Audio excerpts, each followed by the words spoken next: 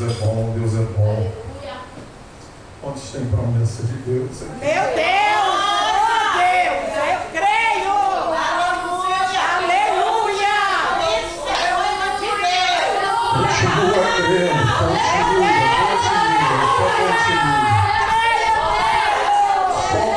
crendo, só continua.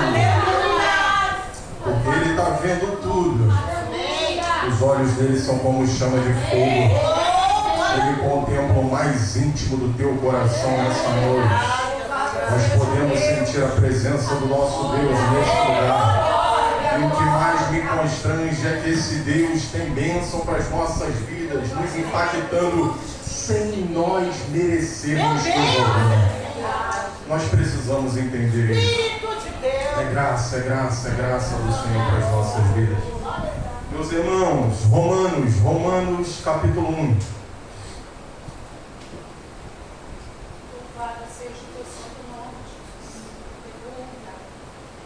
Romanos capítulo 1.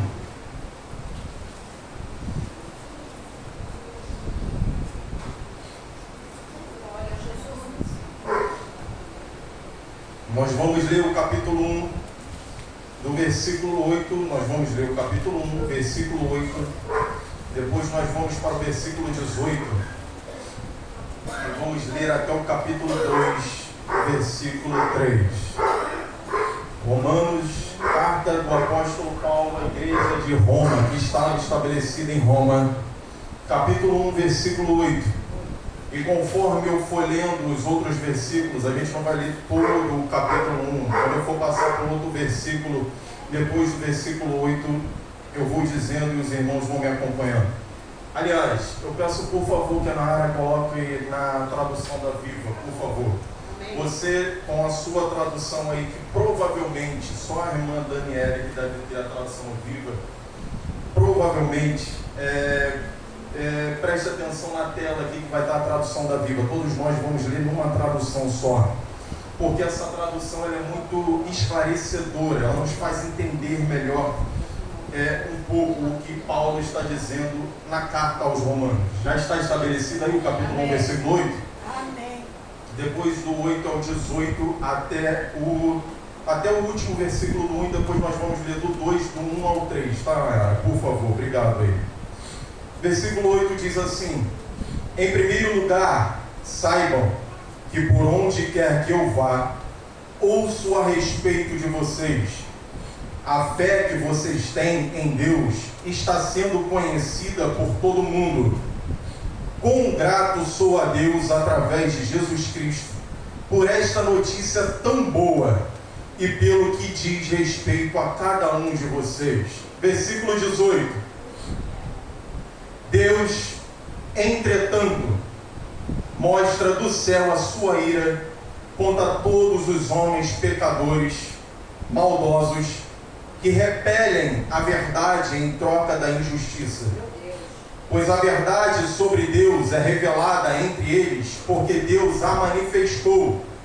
Desde a criação do mundo, as qualidades invisíveis de Deus, ou seja, o seu poder eterno e a sua natureza divina, são vistas pelos homens claramente. Elas podem ser compreendidas por meio das coisas criadas. Assim eles não terão desculpa alguma. Repito, assim eles não terão desculpa alguma. Sim, eles bem sabiam de Deus, mas não admitiram, nem o adoraram, nem mesmo agradeceram a Ele. O resultado foi que suas mentes insensatas ficaram confusas e em trevas. Dizendo-se sábios, tornaram-se completamente tolos. E então, em vez de adorarem ao Deus imortal, vivente, tomaram madeira e pedra e fizeram ídolos para si, esculpindo-os na forma de simples aves, animais, serpentes e homens mortais. E assim Deus os entregou, repito, e assim Deus os entregou a toda espécie de pecados sexuais, para que fizessem tudo de acordo com os desejos pecaminosos do seu coração, para terem relações vergonhosas um com os outros. Em vez de crerem naquilo que eles próprios sabiam ser a verdade sobre Deus, escolheram crer em mentiras. E assim adoraram e serviram as coisas criadas e seres criados em lugar do Criador, que deve ser louvado para sempre. Amém. Esta é a razão pela qual Deus os entregou a paixões pecaminosas, a tal ponto que até as suas mulheres se voltaram contra o plano natural que Deus tinha para elas e cederam aos pecados sexuais entre elas mesmas. E os homens, em vez de terem relações naturais, cada qual com a sua mulher, arderam em paixão um pelos outros, homem praticando coisas vergonhosas com outros homens. E como resultado disso, receberam o castigo merecido pela sua perversão. Assim, quando eles abandonaram a Deus e nem mesmo o reconheceram, Deus os deixou fazer tudo quanto suas mentes malignas poderiam imaginar. Suas vidas ficaram cheias de toda espécie de maldade e pecado, ganância e ódio, inveja, homicídio, brigas, mentiras, malícias e mexericos. Falam mal um dos outros com mentiras. Estão cheios de ódio contra Deus. Insolentes, orgulhosos, pensando sempre em novas maneiras de pecar. E são continuamente desobedientes a seus pais. São insensatos, quebram suas promessas e tornaram-se criaturas sem amor pela família, sem nenhuma compaixão. São perfeitamente sabedores de que são dignos de morte todos que praticam tais coisas. Contudo, continuam assim mesmo e as praticam de todas as maneiras, encorajando outros a agir do mesmo modo. Capítulo 2, para encerrar. Você não tem desculpa quando julga os outros. Quando você afirma que alguém é mau e deveria ser castigado, você está falando de si mesmo, pois faz essa mesma coisa e está condenando a si mesmo. E sabemos que Deus com justiça castigará qualquer um que fizer coisas como essas. Você pensa que Deus julgará e condenará os outros por fazê-las e poupará você quando a fizer também? Amém. Podem se assentar, irmão.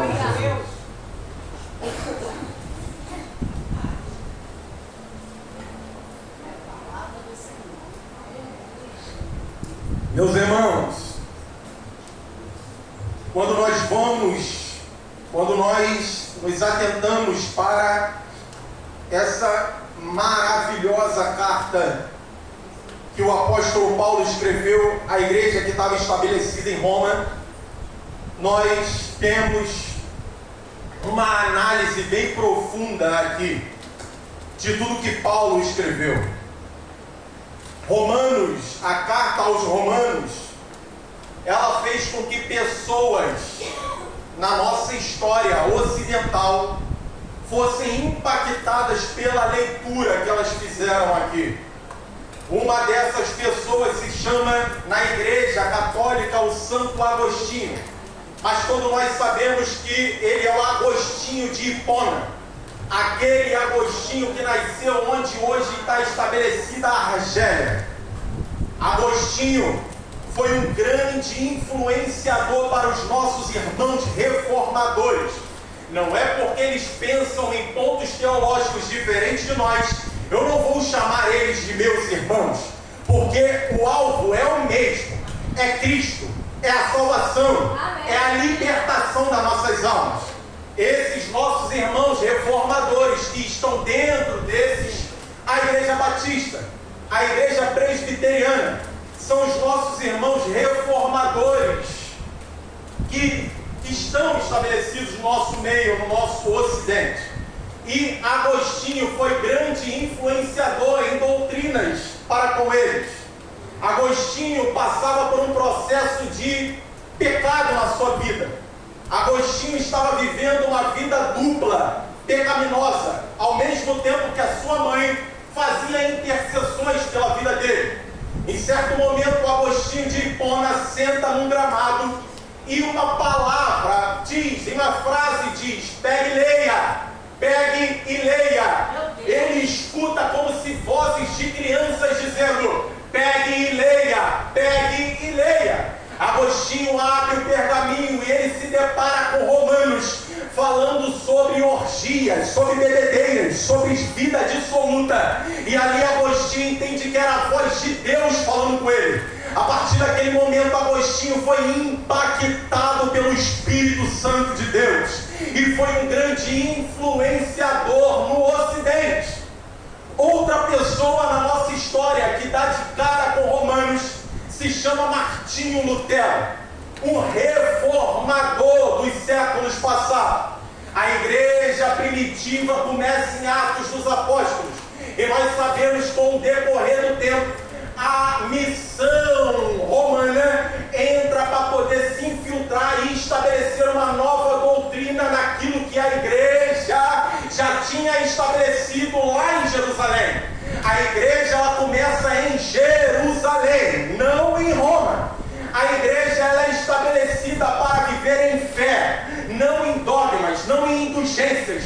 E isso movia no interior de Martinho Lutero. E certa vez ele é muito constrangido e querendo entender essa justiça de Deus, ele lê lá no capítulo 1, no versículo 17, o justo viverá por fé. E a partir daquele momento, Martinho Lutero é impactado pelo Espírito Santo de Deus e estabelece as solas, somente a Escritura, somente a fé, somente a graça. Então ele estabelece lá na Alemanha e traz a tradução da Bíblia a todos quantos quisessem entender a palavra de Deus. Ela agora não está presa em correntes. Agora a palavra de Deus, através de Martinho Lutero, que foi impactado ao ler Romanos, chega a pessoas de diversas traduções. E ele entende que o justo viverá pela fé, não pelas obras. Outra pessoa que impactou o Ocidente se chama John Wesley. John Wesley foi um grande instrumento de Deus para um avivamento que aconteceu na Inglaterra.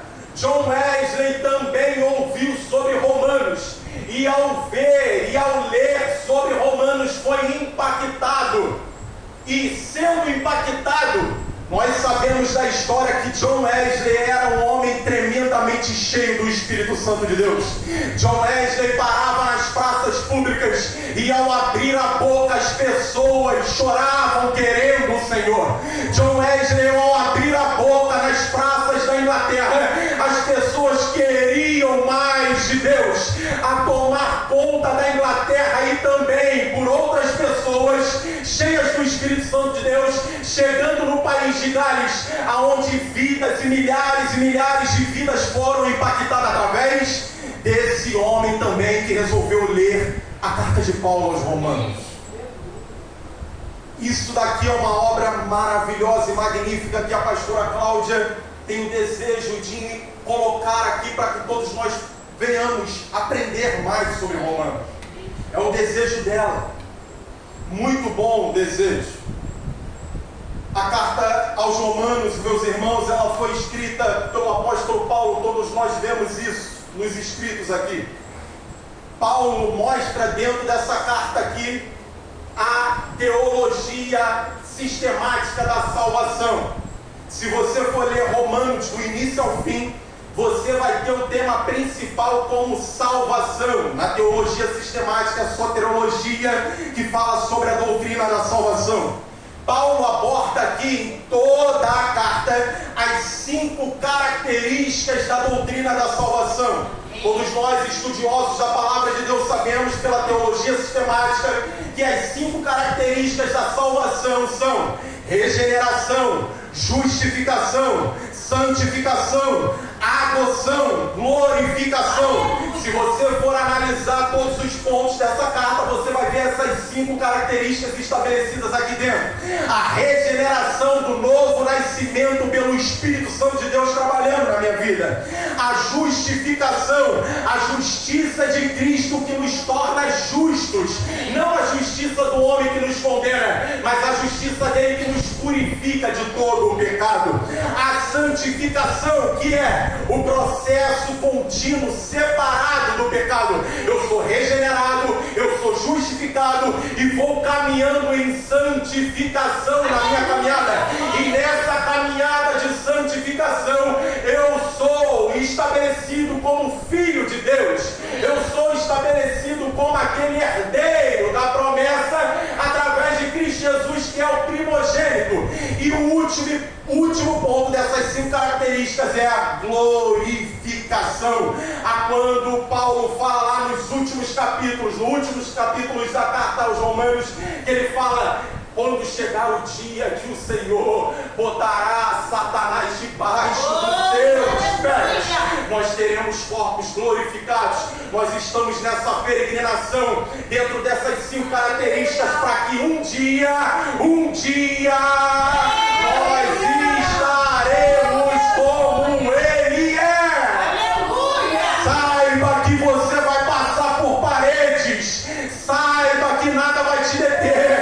Não haverá mais dor, não haverá mais sofrimento, não haverá mais angústia. Ele nos transformará em meros mortais, em seres eternos, que era o plano dele lá no Éden. Aleluia! Glória a Deus! Aleluia! E Paulo ele escreve esses 5 conceitos da salvação. Ele escreve essas 5 definições da salvação. E ele escreve aonde? Ele está situado em Corinto. Paulo está lá na Grécia. Paulo está lá na região da Macedônia. Lá perto da Macedônia, está ali na região da Grécia, Corinto. E lá em Corinto ele escreve essa carta aos irmãos de Roma. E ele vai falar no capítulo 1 que ele está muito desejoso de ver os irmãos. Ele vai testemunhar que a fé dos irmãos de Roma está sendo conhecida no mundo todo. Nós sabemos que o mundo que Paulo fala ali não é o mundo hoje, século XXI. Não existia a América, meus irmãos. Não existia muitos países. Então, quando Paulo fala que Roma, a igreja de Roma, convertida ao Senhor Jesus Cristo, está fazendo com que o mundo, veja, é aquela região toda ali da Ásia Maior, Ásia Menor. E isso me constrange, por quê? Porque eu muitas das vezes não revelo o testemunho que tenho que revelar. Eles revelaram ao mundo, países ficaram sabendo do testemunho daqueles irmãos. E fica a pergunta, eu abro parênteses: aonde que está chegando o testemunho da minha fé hoje aqui na Merendinha? Oh, Espírito! Deus Santo! Oh, aleluia! Aí, muito desejoso de vê-los, Paulo vai falar: irmãos, eu estou com uma oferta aqui. Essa oferta eu tenho que levar a Jerusalém. Eu preciso levar essa oferta a Jerusalém, que tem irmãos lá passando necessidade. E essa oferta que eu vou levar foi da igreja lá da Macedônia. Os irmãos da Macedônia, os colossenses, os tessalonicenses, os irmãos que estão ali na região da Macedônia, eles deixaram de lado a sua vida material e financeira e abençoaram a obra do Senhor. Eles abençoaram tanto a obra do Senhor através do evangelho que chegou até eles, que Paulo parou de trabalhar em tendas. Paulo estava trabalhando lá em tendas. Quando chega a oferta através dos irmãos, Paulo para, porque a oferta foi tão boa que ele agora se dedicou a pregar o evangelho. E a oferta foi tão boa que Paulo falou: meus irmãos de Roma, eu preciso ir em Jerusalém levar essa oferta. E levando essa oferta até Jerusalém, eu tenho em mente em chegar na Espanha. Mas só que eu vou na Espanha, e dentro desse caminho para a Espanha, eu passo aí para a gente compartilhar dons espirituais. E interessante que esse compartilhamento de dons espirituais, Paulo está colocando, mesmo o apóstolo de Cristo, mesmo sendo uma liderança, ele se coloca em humildade. Não só eu que vou transmitir dons a vocês, vocês, pequeninos, também vão me alimentar com dons. Mas só que os planos de Deus não são os nossos planos. Paulo tinha em mente chegar a Roma, naquela logística que ele passou, que ele está transmitindo. Mas só que a logística foi diferente. A logística, quando ele chega em Jerusalém, ele tem soco na cara dos irmãos, compatriotas dele. Os irmãos jogam terra para o alto, começam a gritar: mata, mata. Paulo ali é agredido de todas as formas.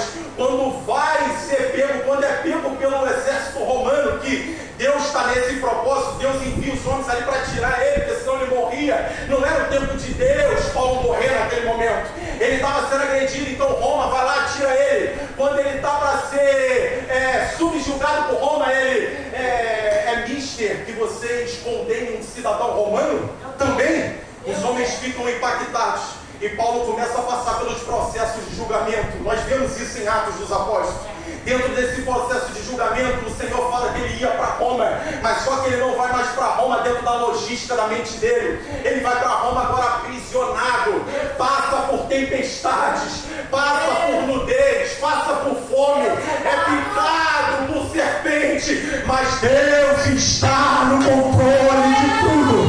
Deus está no controle de tudo. Paulo não é como a tua logística, vai ser como a minha logística. Mas fala de uma coisa, Paulo: nada vai te afligir. Tu vai chegar a Roma. E ele chega. E lá numa casa onde ele podia receber visitas, ele compartilha aquilo que estava no coração dele com os espirituais. Meus irmãos, e dentro dessa obra aqui a respeito da salvação, estão os textos que nós lemos aqui no capítulo 1, versículo 8, versículo 18 ao versículo 32, capítulo 2, versículo 1 ao 3. Dentro dessa obra aqui maravilhosa sobre a salvação, estão os textos iniciais que nós lemos aqui. E no capítulo 1, no versículo 8, nós lemos que Paulo está aqui nessa primeira parte, testemunhando dos irmãos, como eu falei aqui. O capítulo 1, versículo 8 que nós lemos aqui, Paulo está dando testemunho daqueles que uma fé tão tremenda estão sendo testemunho para todo mundo. E dentro dessa saudação, dentro desse testemunho, Paulo fica muito alegre e grato a Deus por esse testemunho e deseja ir vê-los. Aí quando a gente chega no versículo 16 e 17, que são o tema principal de toda a carta, capítulo 1, versículo 16 e 17, eu não li, mas dentro do contexto, é o tema principal de toda a carta. Por que é o tema principal da carta? Porque Paulo vai falar do Evangelho como poder de Deus para a salvação. Paulo vai falar do Evangelho como poder de Deus para a salvação, revelando a justiça de Deus. Revelando a justiça de Deus. Aí fica a pergunta, irmão Giovanni, o que é a justiça de Deus? A justiça de Deus é as suas misericórdias que nos justifica pela fé nele. Nele quem? Através de Cristo Jesus e no seu Evangelho. Essa é a justiça de Deus. É o tema principal dessa carta. Aí quando a gente chega na segunda parte, no versículo 18, que nós lemos aqui, do capítulo 1, Paulo começa a discorrer sobre o testemunho pecaminoso, depravado, de todos os homens pecadores que trocaram a verdade pela injustiça. E no capítulo 2, onde nós terminamos, Paulo vai falar da hipocrisia, que é o tema de todo o capítulo 2, a hipocrisia. E depois ele vai se dirigir aos irmãos, aos compatriotas judeus, dentro desse tema da hipocrisia. Paulo começa lá no capítulo 1, versículo 8, mostrando quanto é benéfico ter uma mentalidade transformada em Cristo Jesus. Regenerado, justificado no processo de santificação, sendo filho de Deus e buscando a glorificação futura. É dentro desse versículo 8 aqui que ele fica muito alegre.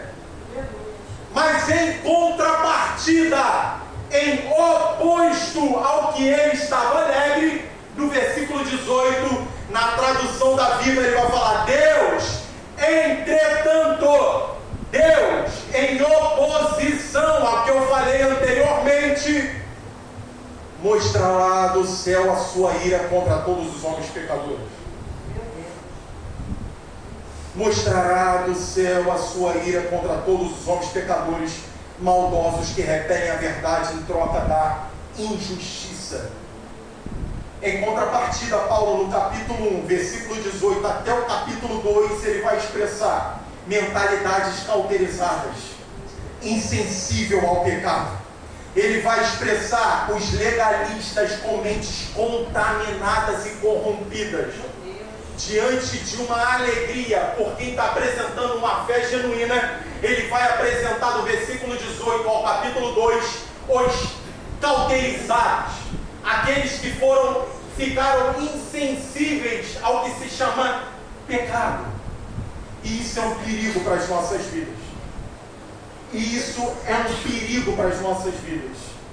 Isso tudo aqui, dentro do capítulo 1 e o capítulo 2, é o que nós temos como os contextos aqui apresentados.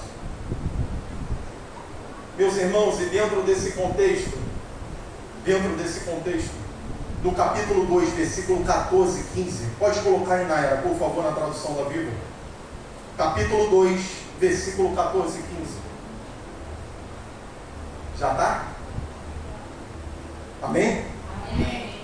Diz assim: na verdade, os gentios não têm a lei, mas quando fazem pela própria vontade o que a lei manda, eles são a própria lei, embora não tenham a lei.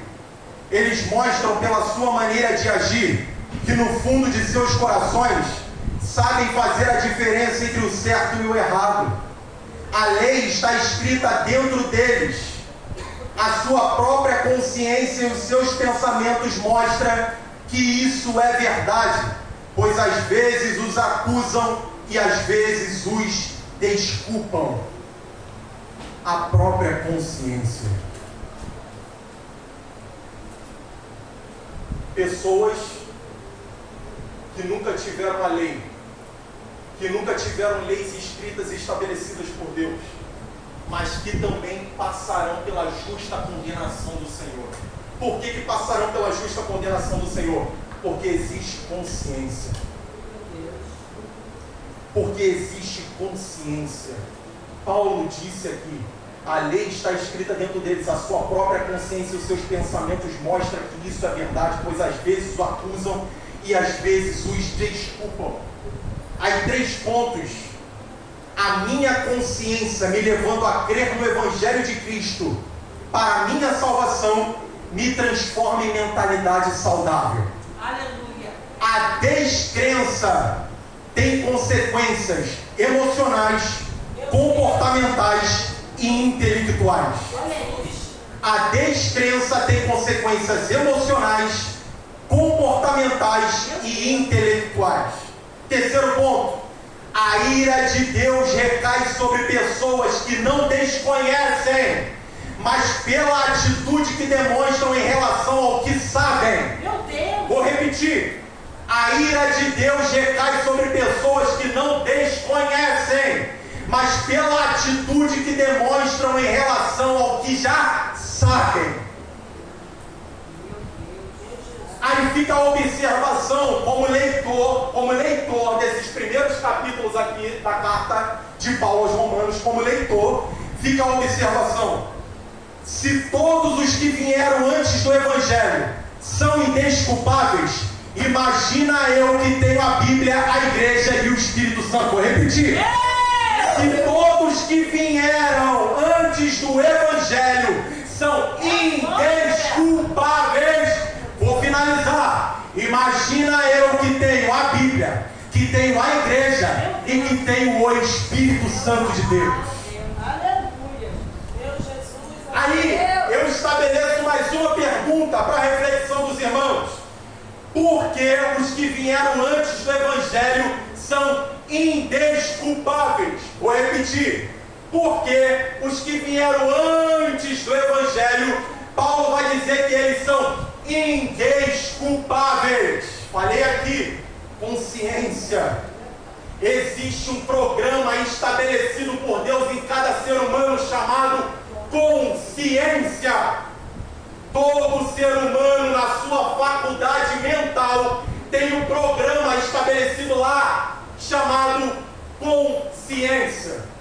Nós falamos aqui outrora na escola bíblica, o celular, ele tem programas estabelecidos lá. O computador tem programas estabelecidos dentro dele pelos seus criadores. Todas as conexões tecnológicas do mundo têm os seus programas estabelecidos pelos seus criadores. Bill Gates estabeleceu programas dentro da cultura da Microsoft. Steve Jobs estabeleceu programas dentro da cultura da Apple. E todas as correntes tecnológicas têm os seus programas estabelecidos. Então o Criador Supremo, acima de todos os criadores, ele estabeleceu nesse programa mental aqui a consciência. E como essa consciência foi ativada? A partir do momento que o Senhor no Jardim do Éden estabeleceu lá no jardim aquela que era chamada o fruto do conhecimento do bem e do mal. O homem ainda não tinha a ativação da consciência. O programa estava lá, o programa estava dentro do homem. E quando esse programa dá um start, como esse programa vem à tona, quando ele fala para o homem, daquela árvore ali você não pode comer, daquele fruto ali você não pode comer, aí é ativado o programa consciência dentro do homem. O homem sabe que ele não pode violar essa regra. O homem sabe que existe agora um acusador, um tribunal dentro da mente dele que fala, parece ser gostoso, mas só que eu não posso. Meu Deus. Ativou o programa. Meu Deus. Ela nos acusa, ela nos defende, ela nos julga em meio às nossas atitudes. É o programa. Por mais que venhamos procurar vãs justificativas, a consciência ela é implacável. Ela revela os direitos naturais muito antes das leis escritas. A consciência ela revela os direitos que eu tenho naturalmente muito antes de serem estabelecidas as leis escritas. E quais são esses direitos naturais? Se eu tenho a minha propriedade, eu não posso invadir a propriedade do outro. Se eu tenho a minha vida, eu não posso violar a vida do outro. Direitos naturais muito antes das leis escritas. Dentro disso está Caim e Abel. Quando um viola a vida do outro, e o Senhor, que não estabeleceu leis escritas, já fala para ele, o que está no teu coração? Tua consciência está trabalhando, mas você está sendo indiferente. Vem até mim que eu vou te receber de novo, cara. Aleluia! Vem até mim diferente que eu vou te receber de novo, cara. Aleluia! Mas ele decidiu não dar ouvidos ao Senhor e à sua própria consciência. Foi através da consciência, esse programa que foi estabelecido na mente do homem, que os babilônicos estabeleceram os seus códigos de leis. Foi através da consciência que os babilônicos estabeleceram os seus códigos de leis, como o famoso Código de Hammurabi. As faculdades de Direito falam sobre esse Código de Hammurabi. Se não tinha lei mosaica, se não tinha nenhuma lei escrita de Deus para com o homem na terra, da onde que os babilônicos estabeleceram seus códigos de doutrinas e leis e regras? Porque existe um programa em todo homem chamado consciência. Aleluia! A minha consciência revela que se eu violar, eu também vou ser violado.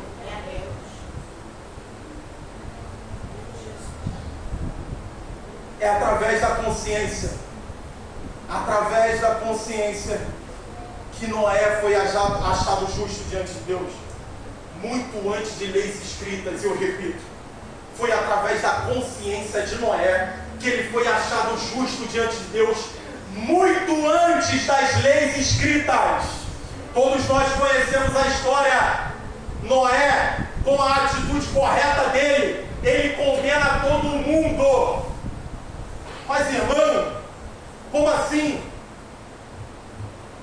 convívio justo com a sua família?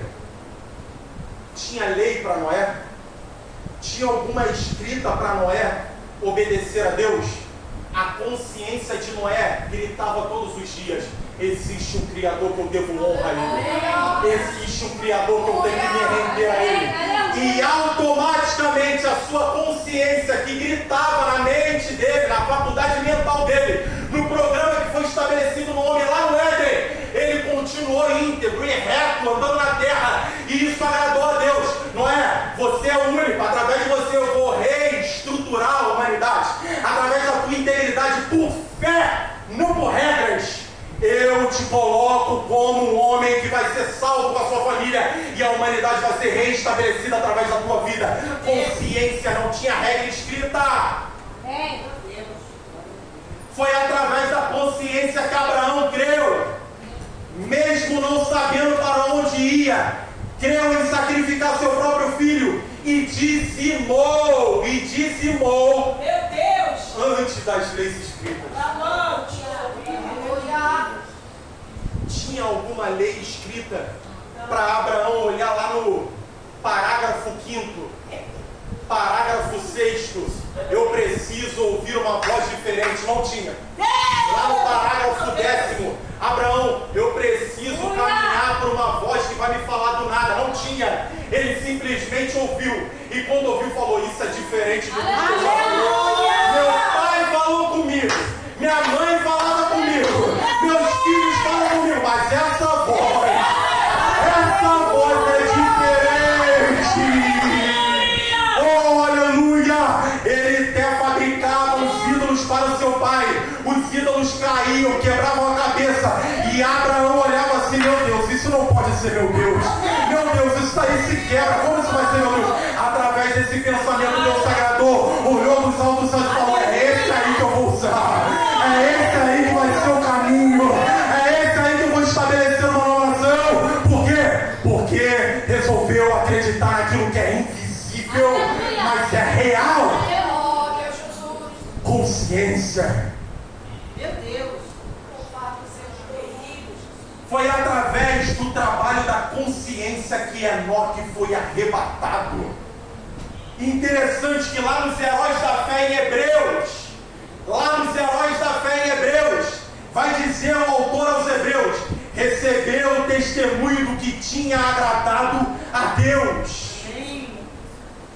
Tinha alguma lei escrita para Enoque ir lá ler e resolver agradar a Deus? Não. Ele caminhava agradando a Deus, porque tinha uma consciência de que existia um ser supremo. Enoque foi tão íntimo de Deus que Deus falou: Enoque, sai daí, cara. Sai daí, que você tem uma intimidade tão grande comigo. Você olha somente para mim, vive somente para mim. Então vem para mim. Vem para mim. Oh, aleluia. Porque a consciência de Enoque gritava: ele é o meu Senhor.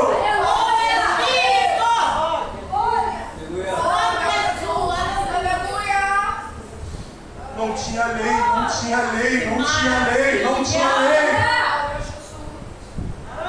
É por isso que todos os homens são indesculpáveis. Porque se Deus pegar agora qualquer um que não ouviu o Evangelho e salvar, Deus vai ser injusto com Noé, Deus vai ser injusto com Abraão, Deus vai ser injusto com Enoque. Meu Deus, Senhor!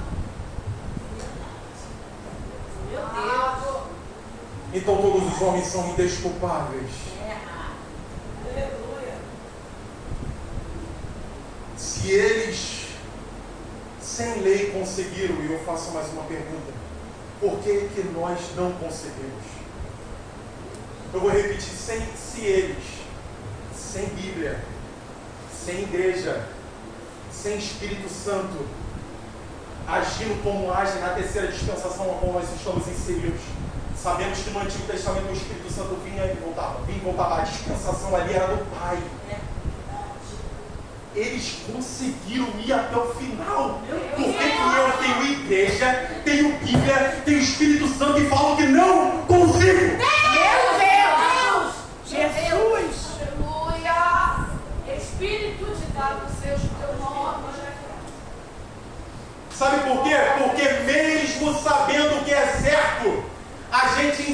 insiste em ter atitudes contrárias ao que se sabe como certo. Meu Deus.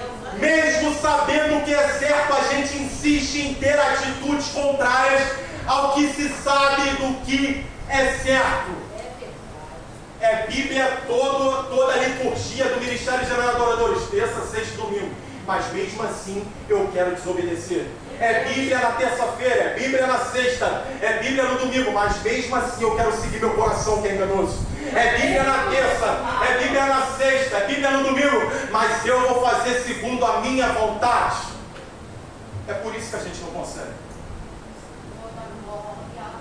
Foi falado aqui sobre a vinha. E a vinha, o significado bem trouxe a irmã Daniele. Injustiça, orgulho. Aí produziu azedo. Meu Deus. A minha descrença me faz ter emoções distorcidas, gerando depressões e síndromes dentro de mim. A minha descrença me faz ter emoções distorcidas, gerando depressões e síndromes dentro de mim. A minha descrença me faz ter uma intelectualidade distorcida. Por que ter uma intelectualidade distorcida? Porque Paulo, se despedindo da igreja de Éfeso, quando ele está se despedindo dos presbíteros, ele para ali, eles se abraçam, se beijam, mas só que antes de se abraçar e se beijar, e Paulo se despedir dele, Paulo vai falar: e dentre vocês, mesmo dentro de vocês, se levantarão homens que torcerão a verdade, a fim de atrair os discípulos para si. Aí ele fala na parte A do 31, por isso vigiem. Meu Deus. Aleluia. Não ia vir de fora, era dentro da igreja de Éfeso que ia surgir quem ia distorcer a verdade. A descrença me estabelece intelectualidade distorcida, e eu agaranho um montão de gente para mim e levo para o inferno junto comigo. É verdade. Deus amado. A minha descrença me faz comportalmente me emaranhar com todo tipo de escândalos e depravações, saindo do propósito de Deus. Paulo cita aqui todo o emaranhado que eles estabeleceram. Por quê? Paulo não está falando aqui sobre, não está especificando sobre homossexualidade. Ele não está especificando na sua totalidade sobre lesbianismo. Ele está especificando que aquele comportamento ali foi gerado por uma descrença. Meu Deus.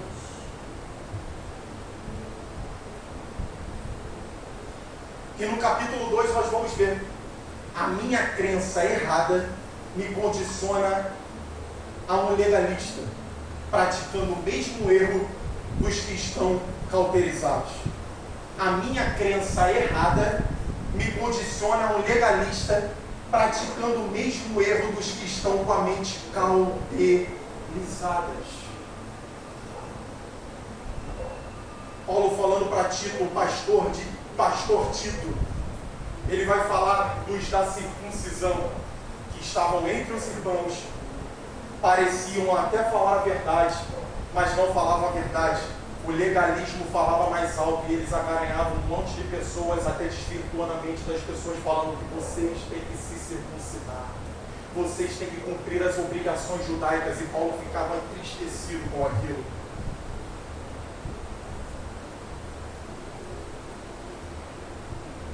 E para terminar, meus irmãos, no capítulo 1, versículo 18, em que lemos, a gente leu esse capítulo 1, versículo 18, vai dizer: Deus, entretanto, mostra do céu a sua ira contra todos os homens pecadores, maldosos, que repelem a verdade em troca da injustiça. Deus, entretanto, mostra do céu a sua ira contra todos os homens pecadores, maldosos, que repelem a verdade em troca da injustiça. Meu irmão, você acabou de dizer que a justiça de Deus é misericórdia. Por que agora o irmão está dizendo que Deus agora mostra a sua ira? Me leva a entender isso aí, meu irmão, que eu não estou entendendo, está dando um bug na minha mente. Meu irmão, a justiça de Deus é misericórdia, e a ira dele também revela a justiça dele. A justiça de Deus não é ódio. Ódio é oposição ao amor. Deus não tem variação de ódio. Do trono de Deus só exala amor, só emana amor. Sabe por que a ira de Deus recai sobre todos os pecadores? Porque eles resolveram atentar no seu coração que não precisam de igreja, que não precisam de Bíblia, que não precisam do Espírito Santo e que se satisfazem em todos os desejos pecaminosos dessa terra. Então a ira de Deus, ela recai sobre todos os homens quando o texto vai dizer: e Deus os entregou. E Deus os entregou. Meu irmão, a queda comportamental, a queda intelectual, a queda emocional, ela não cai, ela não acontece de uma noite para o dia, de uma hora para outra. A queda intelectual, emocional e comportamental, ela é gradativa. Ela é gradativa. Dia após dia, Deus vai revelando a sua misericórdia. Dia após dia, Ele vai usando os seus profetas. Dia após dia, Ele está com portas abertas de igrejas para que nós possamos entrar e ouvir a verdade da palavra. Dia após dia, o Espírito Santo está nessa terra para convencer o homem do pecado, do juízo e da justiça. Se eu quero ter uma consciência totalmente cauterizada, eu vou gradativamente chegar no patamar de Deus falar para mim: eu te entrego. Meu Deus! E quando Ele entregar, é triste. Quando Ele entregar, nós vamos ter mentes cauterizadas a ponto de blasfemar contra o Espírito Santo de Deus e nunca mais ter perdão do céu. Tem pessoas que estão andando alienadas pela rua porque blasfemaram contra o Espírito Santo. Não tem mais perdão, fica alienada, não tem mais ação do Espírito Santo e anda olhando para cima, falando do nada. Por quê? É gradativo. É gradativo. E o Senhor está nos alertando aqui nessa noite. É gradativo. Toma cuidado. Toma cuidado com o que você está ouvindo. Toma cuidado com o que está chegando na tua mente. Toma cuidado com o que você está deixando entrar na tua casa. É gradativo. E Ele fala: eu os entrego. E não é esse o desejo de Deus, porque a palavra diz: Ele não tem prazer na morte do ímpio, mas que o pecador se converta dos seus pecados.